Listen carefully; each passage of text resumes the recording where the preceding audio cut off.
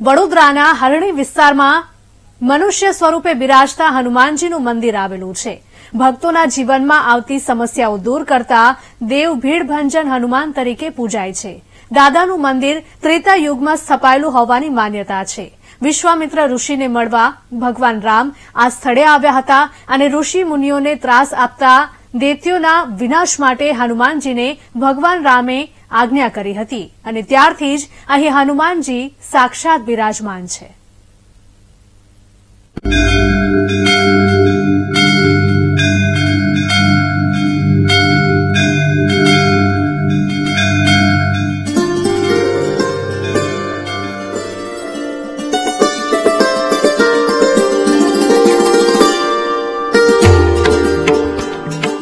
વડોદરાના airport road પર આવેલું હરણી ભીડભંજન મંદિર પૌરાણિક મંદિર છે.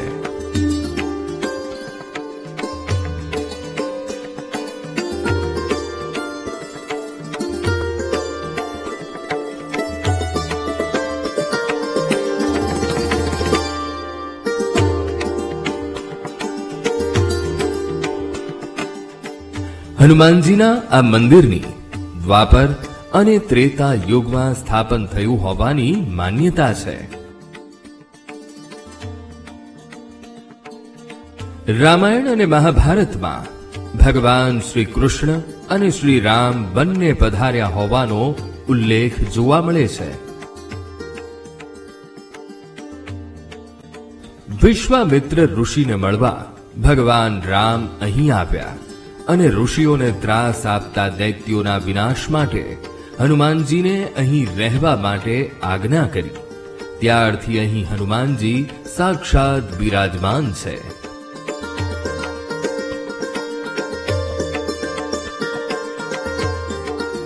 મંદિરના દ્વાર સવારના 5 વાગે ખુલે છે અને રાતના 12 વાગ્યા સુધી દર્શનાર્થીઓ દાદાના દર્શનનો લાભ લે છે.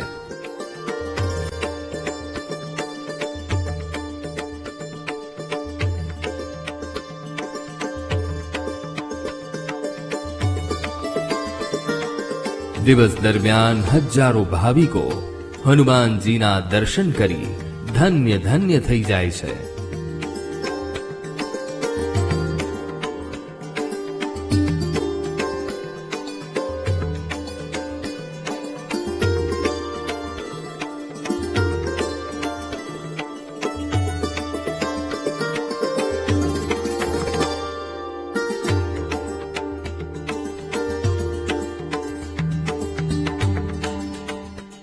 એક તો કલિયુગ કેવલ હરિગુણ ગાના એ સૂત્ર જે આજે આખા દેશની અંદર પ્રભુના ગુણગાનની વાતો થઈ રહી છે અને કલિયુગની અંદર અત્યારે પ્રવાહ પરમાત્મા તરફનું અને ખાસ કરીને યુવા પેઢી બહુ જ વધી રહી છે.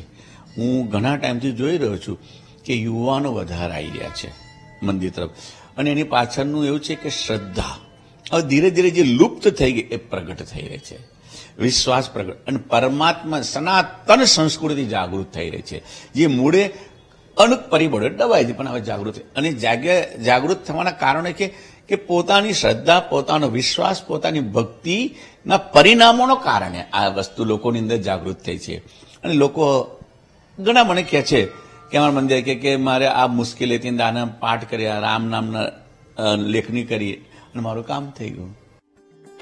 હનુમાનજીના મંદિરમાં દાદાની પ્રતિમા વાનર સ્વરૂપે હોય છે, પણ ભીડભંજન હનુમાન દાદાના મંદિરમાં તેમની પ્રતિમા મનુષ્ય સ્વરૂપે છે. એટલે ભીડભંજન હનુમાન મંદિર દેશના બીજા હનુમાન મંદિરો કરતા અલગ છે.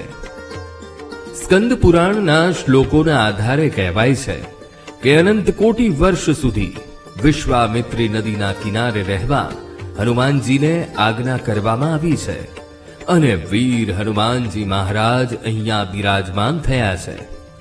ભક્તોની કષ્ટરૂપી ભીડને દૂર કરતા હોવાથી ભીડભંજન હનુમાન દાદા નામ પડ્યું છે.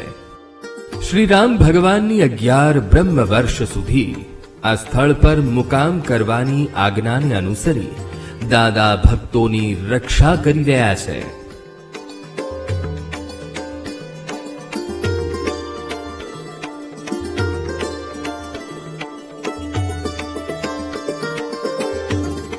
રામજી દ્વારા હનુમાનજી મહારાજની સ્થાપના થવામાં આવી છે. હનુમાનજી મહારાજને 11 બ્રહ્મ વર્ષ સુધી અહીં મુકામ કરવાનું કીધું છે. 11 બ્રહ્મ વર્ષ એટલે કેટલા વર્ષ અથવા તો કયા વર્ષ?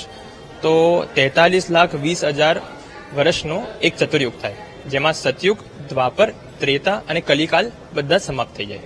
43,20,000 નો એક ચતુર્યુગ થાય. એવા 71 ચતુર્યુગ જયારે બીતે ત્યારે એક મનમંતર થાય. એવા 14 મનમંતર જયારે બીતે છે ને ત્યારે એક કલ્પ થાય છે, અને એવો એક કલ્પ બરાબર બ્રહ્માજીનો એક દિવસ થાય છે. તો શ્રી હનુમાનજી મહારાજને રામજીની આજ્ઞા અનુસાર અહીંયા 11 બ્રહ્મ વર્ષ સુધી મુકામ કરવાનો છે. વર્ષો પહેલા વડોદરાની ભાગોળે જંગલ વિસ્તાર એટલે હરણી ગામ પાસે વિશ્વામિત્રી નદીના કિનારે આવેલી હનુમાન મંદિરની જગ્યા હાલ વડોદરા શહેરમાં આવી ગઈ છે. શહેરનો વિસ્તાર વધતા ભાવિ ભક્તોની સંખ્યા પણ વધી છે.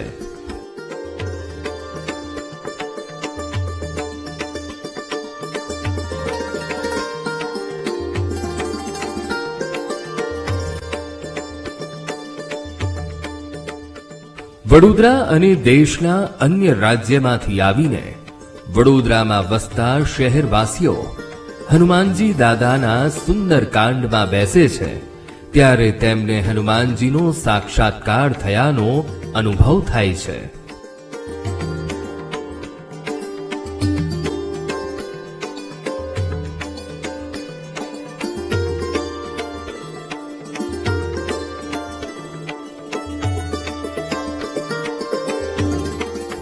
એ તો મને એની અસીમ કૃપા છે.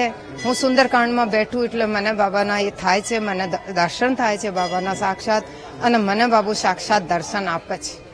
બહુ જ અસીમ કૃપા છે. આજ બી મને એ બાબાની એટલી બધી શ્રદ્ધા છે ને કે મારો પરિવાર બધા એમ જ કહે છે કે માં તારા બાબાને યાદ કર. આજ મેં મારા પિયરમાં હું આજે જ આવી છું. સવારે મારો ભત્રીજો બહુ સિરિયસ થઈ ગયો છો, હોસ્પિટલમાં હતું. મને કીધું બુઆ તું જઈને બાબાને પ્રાર્થના. આજે હું એ જ પ્રાર્થના કરી કે બાબા એના ચિંતા દૂર કરે મારા ભાઈને, અને હું એના દર્શન કરાયા છું બાબાના. એને એ જ કીધું બેટા માંગી લે કે મને ભક્તિ આપતા રહી, બસ. અને એ જ માંગુ છું એ બાબતે, બીજું મને કંઈ નહીં જોતો બસ. હનુમાનજીને ચિરંજીવી દેવ માનવામાં આવે છે. રામ અવતાર અને કૃષ્ણ અવતારમાં બંને વખતે આ ધરતી પર ભગવાન પધારેલા છે તેવા પુરાણોમાં ઉલ્લેખ છે.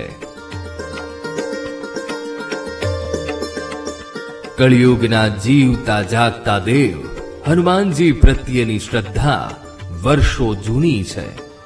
ભાવિ ભક્તો 3 પેઢીથી નિયમિત દાદાના દર્શને આવી કુટુંબની સુખ શાંતિ અને સમૃદ્ધિ માટે પ્રાર્થના કરી હનુમાનજીના આશીર્વાદ મેળવી ધન્ય થાય છે.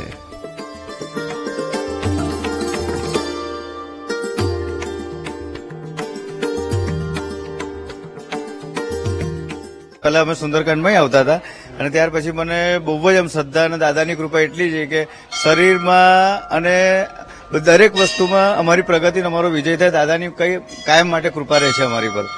અને હું 365 દિવસે દર્શન કરવા આવું છું.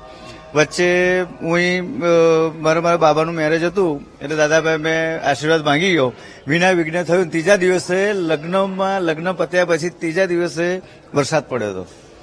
એટલે બહુ સારામાં સારો દાદાનો ચમત્કાર છે, સીતા માતા, રામજી, લક્ષ્મણજી, હનુમાનજીનો. હરણી ભીડભંજન હનુમાન મંદિરે ધર્મના પ્રચાર માટે સતત પ્રવૃત્તિ કરવામાં આવે છે.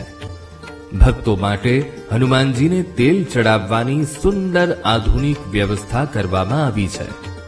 રોજ દાદાના દર્શન કરવા આવતા ભાવિકોને દાદામાં અતૂટ શ્રદ્ધા અને વિશ્વાસ છે. હનુમાનજીના દર્શને ના આવી શકે તો બેચેન થઈ જવાય, અને જો શહેર બહાર ગયા હોય તો દાદા સ્વપ્નમાં દર્શન આપે છે. સાચા ભક્તોની સાચી ભક્તિ અને દાદાની લીલા નિરાળી છે.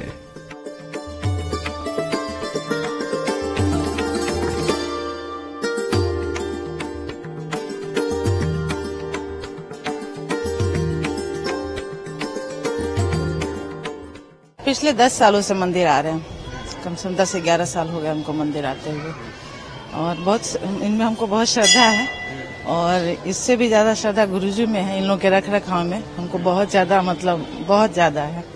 हाँ, मतलब यहाँ आए बिना हमको मतलब रह नहीं सकते, कितने भी बिजी हो कुछ भी हो, बट यहाँ दर्शन किए बिना हमको चैन नहीं आता है।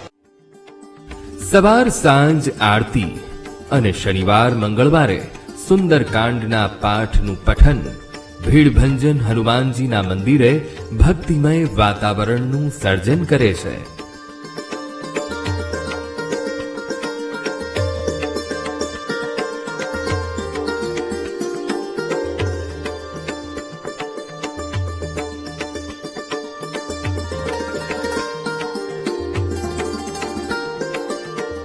કોરોના કાળમાં પરંપરા અનુસાર ભક્તો અને સમાજની સુખ શાંતિ સમૃદ્ધિ માટે પ્રાર્થના કરવામાં આવી હતી। અયોધ્યાથી વડોદરા વસેલા ગાયક દ્વારા સુંદરકાંડના પાઠ કરવામાં આવે છે। સુંદરકાંડનું મહાત્મ્ય પણ અનેરું છે। ભીડભંજન હનુમાનજીના મંદિરમાં વર્ષોથી સુંદરકાંડના પાઠ અવિરતપણે ચાલી રહ્યા છે। हनुमान जी के सन्मुख सुंदरकांड बाबा परम पूज्य गोस्वामी श्री तुलसीदास जी ने रामचरितमानस में 7 कांड बनाया। बालकांड, अयोध्या कांड, किष्किंधा कांड, अरण्यकांड, सुंदरकांड, लंका कांड, उसके बाद उत्तरकांड। तो सबसे पहले सुंदरकांड का महत्व है। सुंदरकांड का महत्व क्यों है? क्योंकि सुंदरकांड में 3 सुंदर है, जगत जननी मां जानकी सुंदर, हनुमान जी महाराज सुंदर, सोने की लंका थी वो भी सुंदर। तो तीनों सुंदर का वर्णन किया गया, वो भी हनुमान जी के समक्ष हमें सुंदरकांड पाठ करने का अवसर मिलता है। ये सबसे बड़ी उपलब्धि है हमारे भक्तों के लिए, हमारे लिए भी। और जितनी यहाँ पे पब्लिक आती है, शाम को करीब 1000-1500 पब्लिक होती है सुंदरकांड में, तो भगवान के लिए, दादा के लिए आती है, हनुमान जी के समक्ष। और ऐसा बड़ौदा खाते में कहीं नहीं होता। ભીડભંજન હનુમાનજીના મંદિર પરિસરમાં શિવલિંગ પૂજા અને શનિદેવની પણ સ્થાપના કરવામાં આવી છે।